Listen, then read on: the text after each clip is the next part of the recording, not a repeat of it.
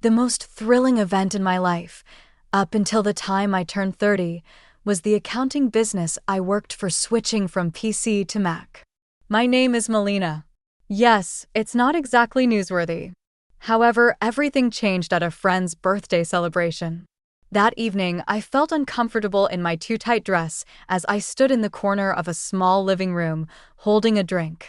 It was noisy, much too loud for conversation, yet he seemed to enjoy it. Mark. He probably noticed me since he was a head taller than others. My heart skipped a beat as he strolled over with such assurance. Hey, you're Melina, right? Even above the throbbing bass, his words could be heard clearly. Yeah, and you are. I drank my drink, attempting to appear more composed than I actually was. Mark, you've been in my sights. Would you mind if I joined?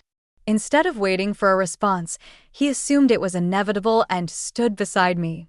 I responded, not at all, as the newest pop song booming from the speakers almost drowned out my voice. So, Melina, what brings you here tonight? His eyes were serious, yet his tone was casual as he leaned in. Just here to celebrate Sarah's birthday. You know her long? Yes. Went with her to college. I keep getting invited to these events by her. He gave a shrug. Can't say no, can I? It was natural for us to chuckle. Simple. I understand. She and I collaborate. It can be difficult to say no to her. You mean an accountant? She said. As if he had known all along, he nodded. You're correct. I joked, I'm good with numbers, even though I don't typically find spreadsheets amusing.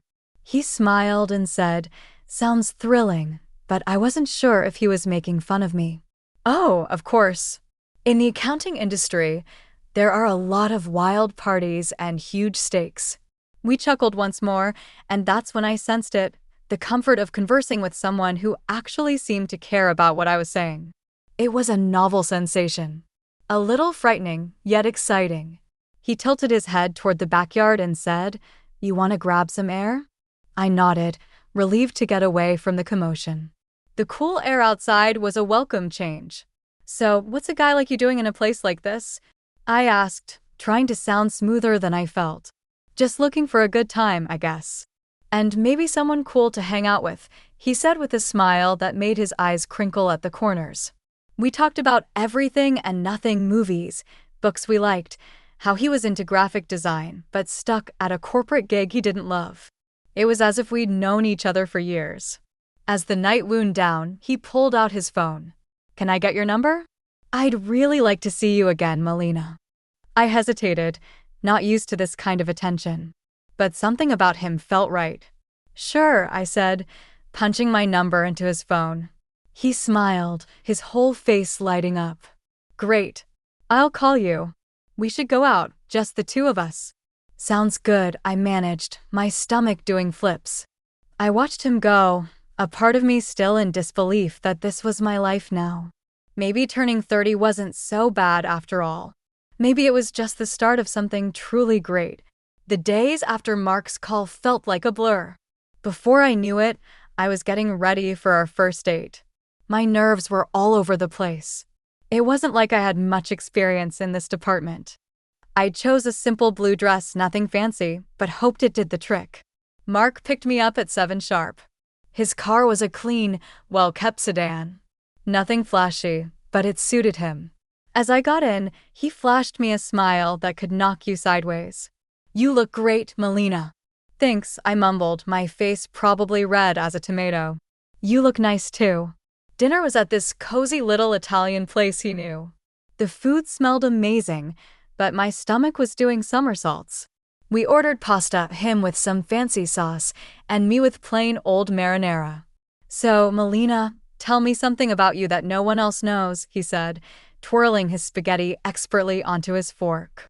Work, I chuckled, playing with my food more than eating it. Well, I'm pretty boring, but I guess not everyone knows I can solve a Rubik's Cube in under 1 minute. He raised his eyebrows. Really now? That's pretty cool. You'll have to show me sometime.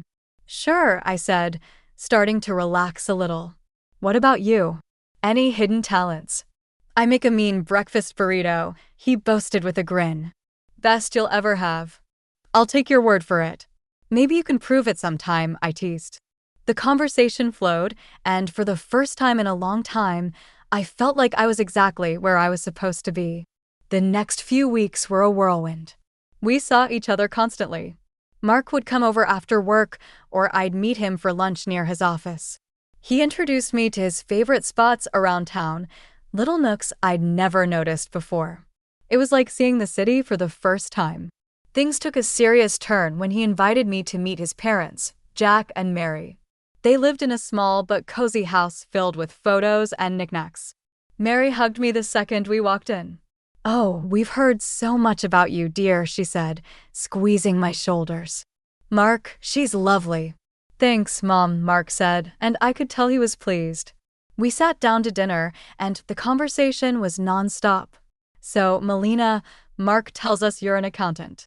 "That must be interesting," Jack said, passing me the potatoes. "It has its moments," I replied. "Mostly just numbers, but I like the order of it. And how's your family?" Mary asked, genuinely interested. "They're good, thanks. My dad's a businessman, always busy, but he's been really supportive of me." It was all happening fast, but it felt right. It was as if everything in my life had been leading up to this moment. Mark felt like someone who finally saw me for who I was, not just some plain Jane accountant. One evening, a few months into our whirlwind romance, we were walking along the riverbank. The city lights reflected off the water, and it was pretty in a postcard kind of way. "Melina, I've been thinking," he started, stopping and facing me. "Yeah?" I asked, my heart starting to race. "I don't want to wait any longer. I know this is fast, but will you marry me?" Just like that, my world changed. No hesitation. No doubt. Just a simple, "Yes, Mark, I'll marry you." The whirlwind didn't stop there. Soon after, I introduced Mark to my father. He took to Mark immediately, appreciating his straightforward manner and obvious affection for me. "He's a good man, Melina," Dad said, giving his approval, which meant the world to me. So, we got married. It was a modest wedding, nothing too extravagant, but it was perfect for us. I even found myself loving the way I looked in my wedding dress, something I'd never imagined. Smiling wide, I posted photos on my social media, sharing my joy with friends and family. After the wedding, life didn't slow down, it picked up pace. Mark and I barely had time to savor our newlywed bliss before he suggested something big. "Hey, Melina, I've been thinking," he said one evening as we unpacked another box of wedding gifts in our cramped apartment. "How about we move in with my folks?" I paused, a coffee mug in hand. "Live with your parents?"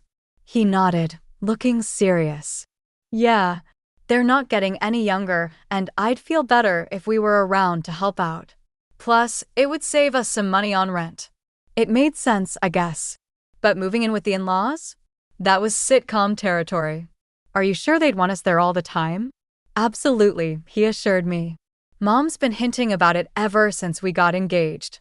Come on, it'll be good." So, 2 weeks later, there we were, pulling up to his parents' house with our lives packed into a bunch of boxes. Mark's mom, Mary, was waving from the porch before we even got out of the car.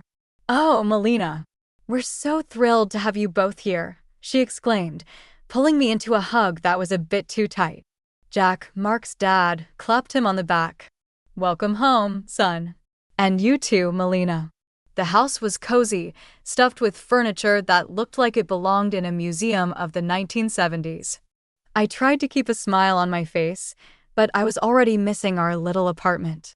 Mark sensed my hesitation. "It's going to be great, you'll see," he whispered as we carried boxes inside. The first few days were an adjustment.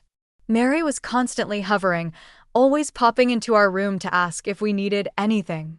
"Just making sure you're comfortable," she'd chirp, while I tried not to cringe at the invasion of privacy.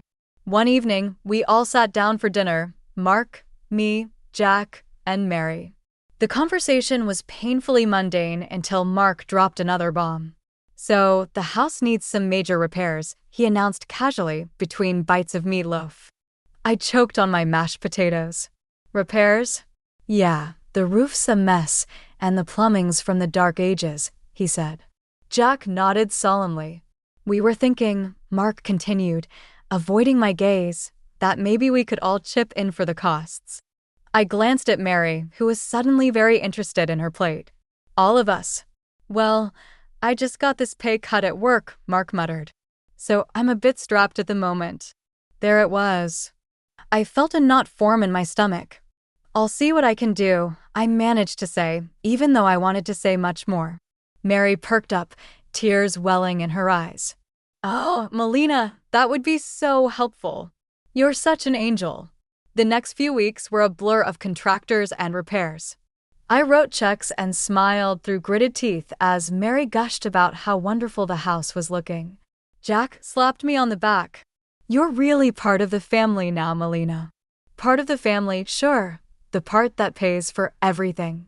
One particularly grueling day, after yet another round of expensive decisions, I collapsed on our bed, exhausted. Mark came in and sat beside me. Thanks for handling all this, Melina, he said, sounding almost sincere. It's fine, I lied, staring at the ceiling. I just didn't realize how much it would be. He squeezed my hand. It'll all be worth it. This is for our future, right? Our future. I echoed, not quite sure whose future we were building anymore. As I lay there, listening to Mark's steady breathing, I couldn't help but wonder if moving in was the right decision. But there was no going back now. I was in this deep, and I had to see it through, whatever the cost. After the renovations, the house looked great, like something out of a magazine. Honestly, despite the financial strain, I felt a bit of pride looking around. We decided to throw a small dinner party to celebrate, just the four of us. That's when everything took an unexpected turn. We were in the middle of dinner, laughing and sharing stories, when Mary suddenly got quiet. The room felt heavy all of a sudden. She looked at Jack, then at us, and her eyes were tearful. We need to tell you both something important, she said, her voice shaky. Mark and I exchanged looks. What's going on? I asked, my stomach tightening. Jack took a deep breath. The house, it's mortgaged heavily. Mortgaged. We owe $200,000, and the bank could take it away if we don't settle the debt in 2 months. My fork clattered to my plate. What? You mean all the repairs we just paid for? Mary started sobbing. We were ashamed, and we thought we could manage it. But after the repairs and everything, there's just no way. I felt like I was in a bad dream. All the money, all the effort, it was for a house that wasn't even secure. So, what are you saying now? My voice was sharper than I intended. Well, Mark started, his eyes avoiding mine. I was hoping maybe, Melina, you could talk to your father. Are you serious? I snapped, my voice rising. Ask my dad for $200,000. It's just, after his help, the house would be secure for us, for our future, Mark pleaded. Mary's sobbing grew louder, making me feel like the villain in this crazy drama. Please, Melina, it's our home. We've spent decades in this house. I was furious, but the tears and the pleading wore me down. I'll think about it, I finally muttered, feeling trapped. The next day, I called my dad, hesitantly explaining the situation. To my surprise, he agreed to help, but on one condition. I'll give the money, Melina, but only with a formal agreement. A receipt. I want everything documented. When I relayed this to Mark, he wasn't happy. Why does it have to be so formal? Can't he just trust us? It's $200,000, Mark. It's a lot of money, and he's just being cautious, I argued, feeling the divide between us grow. He'll get his paperwork, Mark muttered, clearly annoyed. The paperwork was drawn up, and the money was transferred. Mary and Jack were relieved, constantly thanking me, but the air between Mark and me had changed. There was a coldness that wasn't there before. Just when I thought my life couldn't get any darker, tragedy struck with brutal suddenness. Melina, it's your Aunt Judith. Her voice came through the line, shaky and choked. Your dad, he had a heart attack. It's bad. My heart dropped to my stomach. What? How is he? He didn't make it, honey. I'm so sorry. The phone nearly slipped from my hand. No, that can't be right, I mumbled, numb. I hung up and turned to find Mark standing in the doorway. What's wrong? He asked, his voice low. My dad, he's gone, I managed to say before everything inside me broke, and I started sobbing. Mark came over and put his arm around me, but it felt like being hugged by a stranger. I'm sorry, Melina, he said, and it sounded sincere, but I was too lost in my grief to really hear him. Exhausted from another long day of funeral planning and negotiations with the agency, I came home earlier than usual. I expected the house to be quiet, but as I inserted my key into the front door, I heard voices from the living room. It was Mark, his tone dripping with frustration and disgust, talking to his parents. I can't do this anymore.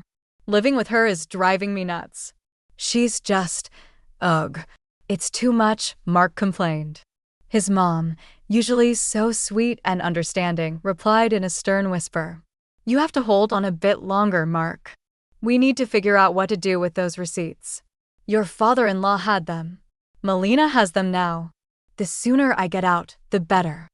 I'll grab those receipts and destroy them, and then I'll start all over again with that rich beauty I told you about. Mark's voice was cold, calculated. I felt a chill run down my spine. Here I was, mourning my father, while the people I lived with were plotting behind my back. They weren't the loving family I thought I married into. Instead, they saw me as nothing more than a means to an end, a way to secure their financial troubles. Rage mixed with shock, but I knew I had to keep my cool. So I slammed the door loudly, as if I had just come in, disrupting their scheming. Oh, Melina, you're back early. How did everything go with the funeral plans? Mary's voice shifted instantly to one of concern, her eyes wide with faint innocence. I forced a smile, my stomach turning. It's all coming together. Thanks for asking. As I spoke, I could see the quick glance they shot each other, their faces a mask of fake concern. It made my skin crawl, knowing their true colors, but I realized that showing my cards now wouldn't help. I needed to be smart. I needed to protect what was mine and possibly even get some justice for their deceit. The funeral was somber, the air heavy with grief and murmured condolences. But as the ceremony wrapped up and we returned to Mark's parents' house, the true colors of the family I married into began to show. As we gathered in the living room, sipping on lukewarm coffee, Mark's demeanor shifted. His usually charming facade crumbled away, revealing something more. With a cold laugh, he looked straight at me and dropped the bomb. Melina, pack your things. You need to get out. I've got someone else now, someone better. His words should have been like a slap. I pretended to be stunned, but before I could respond, Mary chimed in with a snide giggle. We've really had enough of you, dear. We only put up with you for your money. What about the house? I asked, feigning innocence. The house that I paid to fix? The $200,000 I poured into it. Mary laughed harder, as if I'd told the best joke of the year. Oh, sweetie, this house is ours. You? You're nothing here. Mark's smirk widened. And those receipts you're so proud of? Found them in your dad's house and burned them. They're gone. For a moment, I let them believe they had won, but then I couldn't help it. I burst into laughter. My reaction confused them, their smiles faltering. Why are you laughing? What's so funny? Mark demanded. I wiped a tear from my eye, still chuckling. You three are just pathetic. You think you're so clever? The receipts you destroyed? They were copies. The real ones are safe with my lawyer. The color drained from both their faces. Mark's arrogance turned to panic. You can't prove anything, he stammered. I can and I will, I shot back, my voice steady and firm. Now I want my money back, all of it, or my next call is to the police. Mark and Jack looked at each other, their earlier confidence replaced by fear. Jack, usually so bold and brash, began to plead. Melina, please, let's talk about this. We can sort something out. With the truth now out in the open and the leverage squarely in my hands, the negotiations with Mark and his parents dragged on longer than I expected. It was clear they were trying every angle to sway the terms in their favor, but I wasn't about to budge. Look, it's simple, I stated firmly during one of our numerous discussions at their now legally mine kitchen table. The house gets transferred to my name in exchange for the IUS. That's the deal. No more games. Finally, they relented. We all agreed that the best course of action was to make everything official and legal. I insisted that everything be documented by a lawyer and confirmed with the proper papers. I want no corners cut, I emphasized. At the lawyer's office, the atmosphere was tense as documents were signed and notarized. I watched closely as each signature was applied, ensuring there was no room for further deceit. Once everything was finalized, I collected the documents related to the transfer and turned to Mark's mother, who looked deflated, yet somehow still carried a hint of her former hotness. I'll be keeping these in a safe place, I said, holding up the papers before slipping them into a folder, just to ensure no one is tempted to pull any stunts with the legalities. With the legalities handled, the divorce proceedings were straightforward. Mark was quiet, his earlier arrogance nowhere to be seen. When the final papers were signed, I felt a weight lift off my shoulders. A chapter closed. On the day they moved out, I stood on the porch of my now fully owned house and watched Mark, his mom, and Dad carry their belongings to a rental van. Their movements were slow, the mood somber. I couldn't help but feel a mix of satisfaction and sorrow. This wasn't how I imagined my marriage ending, but under the circumstances, it was the best possible outcome. After everything settled down, and I began to enjoy my newfound peace, word got back to me through friends about Mark and his predicament. Apparently, the grass wasn't greener on the other side. His mistress had dumped him not long after our divorce, and his parents? They were now crammed into a tiny apartment, a stark downgrade from the comfortable house they once had. It seemed karma had caught up with them quicker than I expected. Despite their situation, they started reaching out to me, bombarding me with calls and messages, probably hoping to weasel their way back into my life, or at least my house. But I was done with their deceit. I blocked their numbers without a second thought and blacklisted them on all social media. It was liberating, cutting the final threads that connected us. One afternoon, as I was enjoying a quiet moment with a book in my living room, a knock came at my door. Peering through the peephole, I saw Mark standing there, a pathetic figure holding a bouquet of flowers. The audacity of it made me scoff. Opening the door, I couldn't help but laugh outright at the sight of him. Really, Mark? Flowers? He shuffled uncomfortably, the bouquet seeming to wilt along with his spirits. Melina, I've realized so many things. I was wrong, terribly wrong. Remember when you told me I disgusted you? I interrupted, leaning against the door frame, not bothering to hide my amusement at his discomfort. What changed, Mark? Run out of options. He looked down, the shame clear on his face. I made mistakes, but I'm here to make things right. I shook my head, almost feeling sorry for him, almost. You're not here to make things right, Mark. You're just desperate to get back to your comfortable life. But guess what? That life doesn't exist anymore. Not for you. His face fell, and he took a step back as if my words were physical blows. Melina, please. I cut him off sharply. I want you to leave. Don't come back here. We're done. Forever. Mark stood there for a second longer, his hope visibly crumbling. Then, without another word, he turned and walked away, his shoulders hunched in defeat. Returning to my book, I smiled to myself. The quiet of the house wrapped around me like a comforting blanket, a stark contrast to the chaos that once reigned here. I was finally at peace, living life on my terms, and no bouquet of flowers or sweet talk could disrupt that. I was truly, finally free.